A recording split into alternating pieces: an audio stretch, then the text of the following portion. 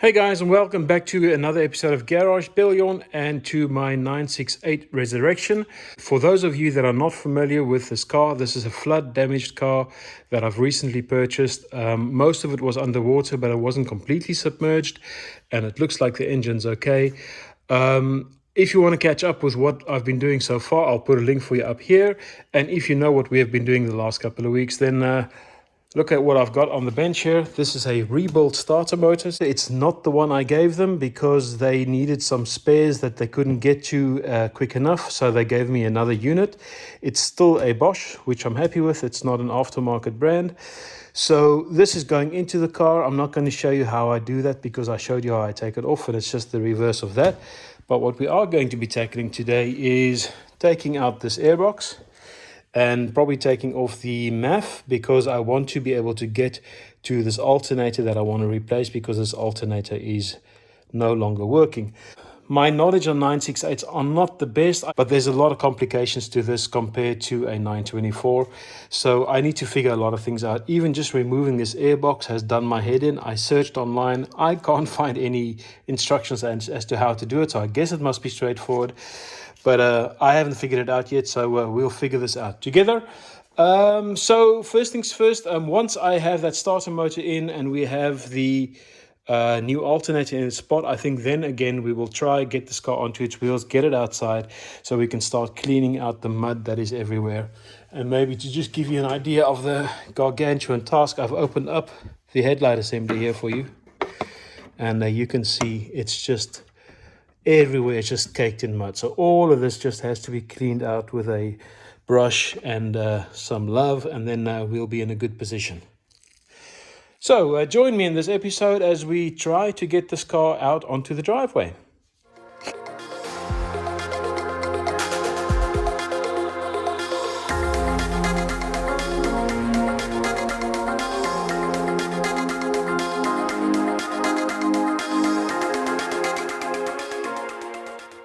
Alright, so while you were watching the intro, I installed the starter motor. So I think before I start working on the alternator, I want to see if this thing spins the engine nice and quickly, as I hope it would. In essence, nothing special about this, just tightening up the 17mm bolts, putting back this cable bracket. And I did put some lithium spray on the very tip of the starter motor. But other than that, fairly straightforward job. So let's get in the car and see if she starts.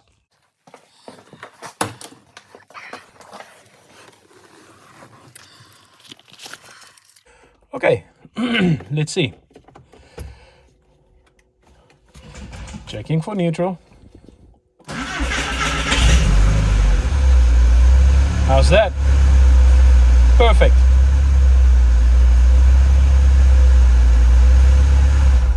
All right, we know that works, so let's get that alternator taken off. All right, so now that we know the car starts again and it runs again, I'm a little bit less worried. So it's time for me to take out this airbox. I was going to remove this nut, and then I saw that this has already been taken off by someone.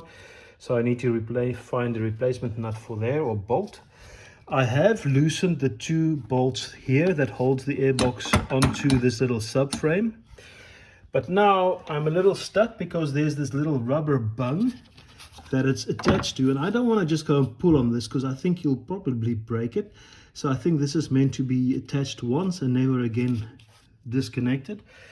So I could remove this little subframe using these two bolts, but I don't quite know what this does. It looks like it's attached to the radiator somehow, so maybe I need to also then disconnect this guy. I'm not sure. So but I can, at least already I can move the airbox quite freely. So let's just see. Oh, actually it's got the same thing on this side. Looks like it's just a little bump stop or something. All right, so it's not connected. Let me just double check. No, I can get my finger underneath there, so that's not connected. So I think what I'm going to do is disconnect those bolts, and then I'll take out this little subframe with the airbox on top of it. That means I don't have to sacrifice this little rubber bung. So let's quickly get that done, and then let's see where we are at, what else we need to remove to get to that alternator.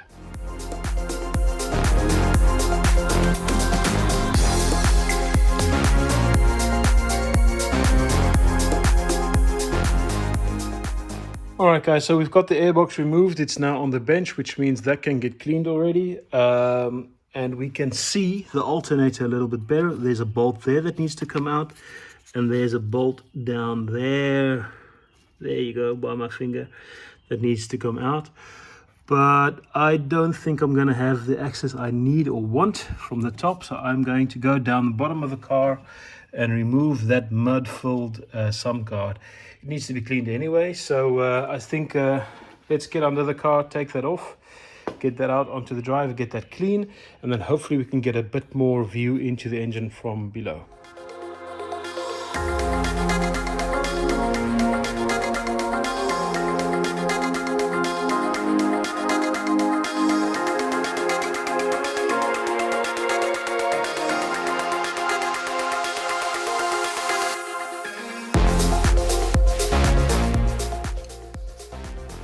Alright, so I've almost got this sump guard off. As you can see, it's a bit of a collection. These are 8mm bolts that came out of here, and then I've got 10mm bolts that came out of the back.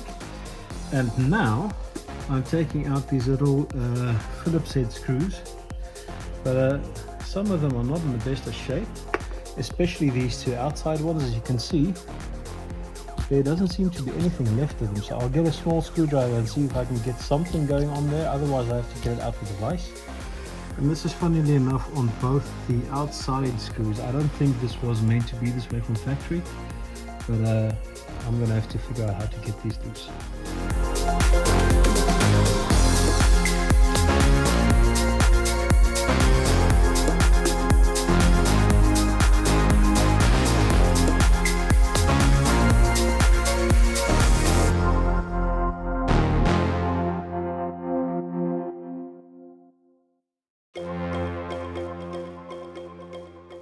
Okay, so you guys learn as I learn. In the end, I didn't have to remove these little Phillips head screws. They seem to have a different function. There was these 3 holes that I should have been looking at to begin with, and there were 2 bolts left in here. This one, or this one, I can't remember, was missing. So these little screws can go back in, and this is what you need to remove the under tray with. So I'll quickly put those back in, and then let me show you the dirt that's at the bottom. So we'll quickly try and hose this off and get it a bit better. What you're seeing here, this is the air conditioning pump, and up there you can see the pulley and the fins for the alternator.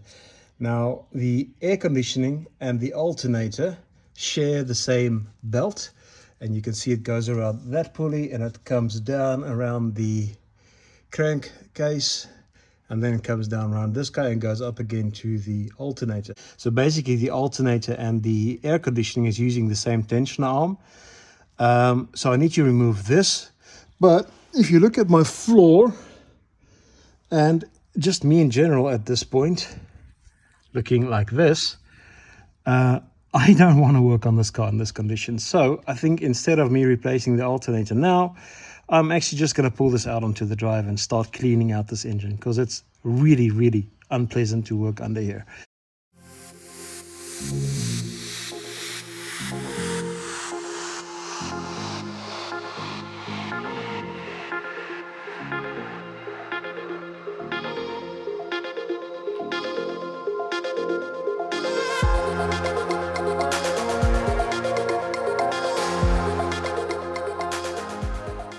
Okay, so that was my first test drive of the 968. The clutch is not great. It's a bit sticky. It's still making a lot of squeaky noises, but I'm pretty sure that's the alternator I'm hearing. So what we're going to be doing now is just prep this engine bay for a high pressure clean. So I'm going to put a glove on top of this. The rest of the engine bay is fairly okay with electronics. So I will just start spraying it down with that one closed up, and then let's see where we get to. Attack it with a brush and try and make this so that we can work on this without getting disgustingly dirty.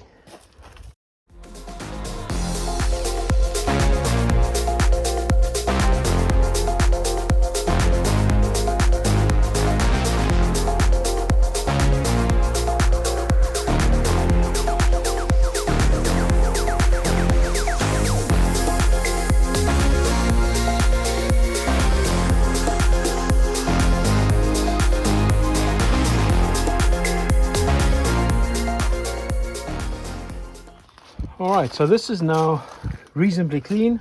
If you look inside these headlight buckets, they are clean.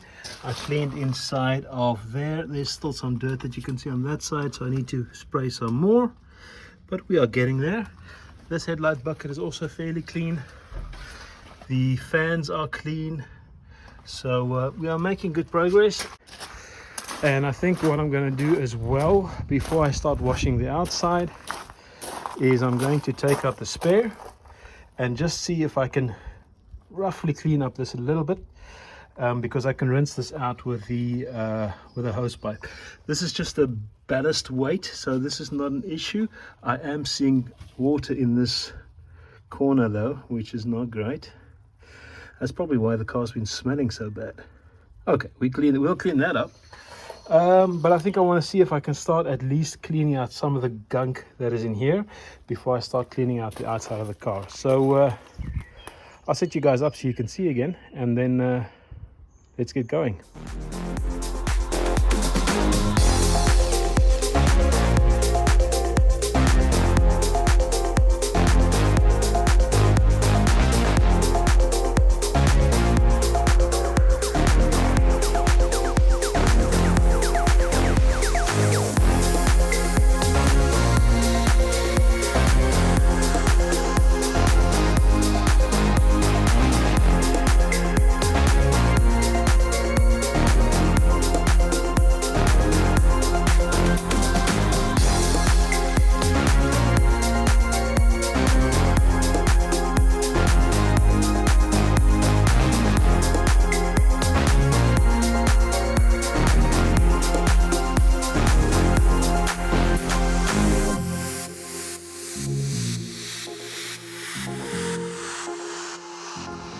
Alright, so after a couple of hours of fighting all kinds of disgusting smells and discovering that this guy had a cesspool in it because it wasn't properly clean, and I think it's still not properly clean. I can still see some grime down there, so I'm going to give that another shot with the all-purpose cleaner. But I've got this guy reasonably cleaned up. I know it's all wet, but the cabling is safe. I made sure that they're out of the spray of the water for the most part, and the battery is disconnected.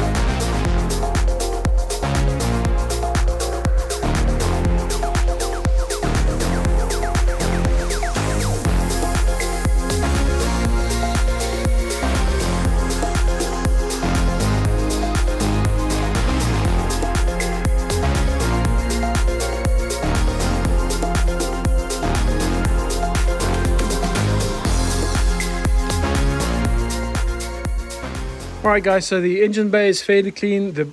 What's under the boot is now fairly clean. It probably needs a lot more attention again on the next day, but for now the worst of it is over. So I'm going to now put the car under a bit of snow foam. Hopefully that helps a bit, and then we're going to start washing it with the dishwashing soap, because we really want to cut back all the grime that's on there.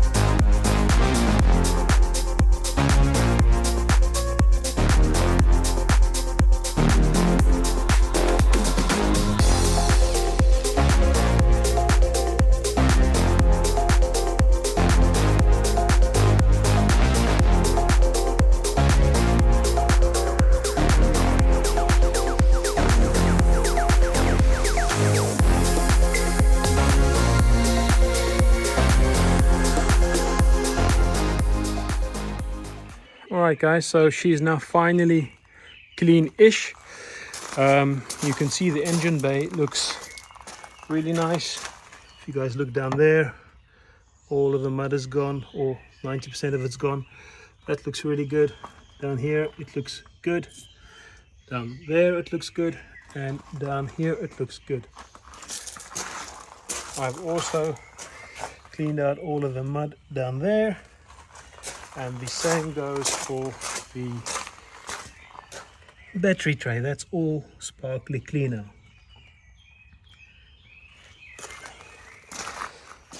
There are a couple of paint nicks on the car, but it's not too bad. I can easily touch them up, and when I buff the car I think you won't even see them.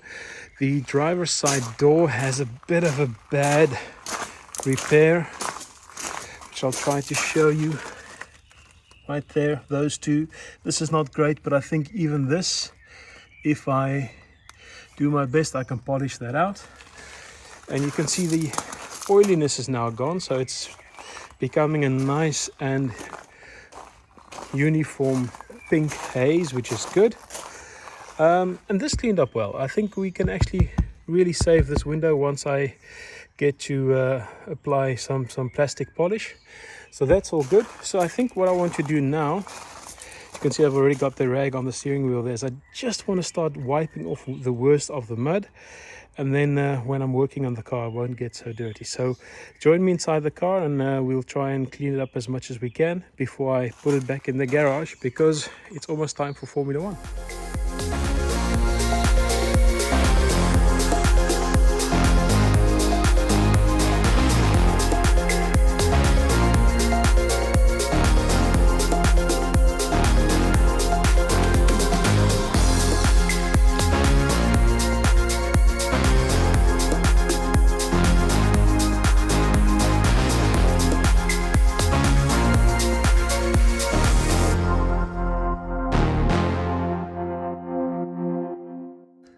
Alright, she's back in the garage, so she started again after me thoroughly going through that engine bay, which I'm happy with. There's some squeaks in the engine bay. I don't know whether it's the alternator or even the power steering pump, so I'll have to look at what is squeaking. It might even be the water pump. I don't know when that was last changed. But anyway, you can see I've got a scattering of 968 parts on the floor growing here, so I need to do something about that soon. But the interior is decent. I can at least now get in it without getting filthy dirty. The outside's looking good. Which means in the next episode we will be doing the alternator, and I will see if I can figure out why there are some squeaks in the front, whether it's the power steering pump or the aircon or just the alternator. It might just be that. I don't think anything else would be squeaking, but we'll have to see. I don't know about the clutch. I find it to be quite low, so it does engage, but it's not quite right. But I'm also not sitting very well in the car because that seat obviously is frozen, so I need to get much further to the back, so I can't really use the clutch all that well. But still, nonetheless, it feels a bit wobbly. So I might have a master cylinder or slave cylinder problem there. Other than that, the car's quite good. I'm quite happy with where we are. So I will make sure everything's open. I've disconnected the battery so it can air out over the next couple of days, and then we continue working. So I know this is a bit of a messy episode. We said we're going to change the alternator. In the end, I actually did a semi-full wash of this car, but it was too enticing not to do it once it started again. So I'm happy I did that. But if you like this kind of stuff and you haven't subscribed yet, please consider doing so, and even leaving me a like. It lets me know that you guys enjoy this content, and I also like to read your comments. So let's have a chat. I'm happy to hear your advice or your ideas. And remember, if you need parts, go to Inline 4. He has a lot. I'll put the link in the description again for you guys. The more you buy from him, the better my discount becomes, so help a guy out. So until next time, goodbye.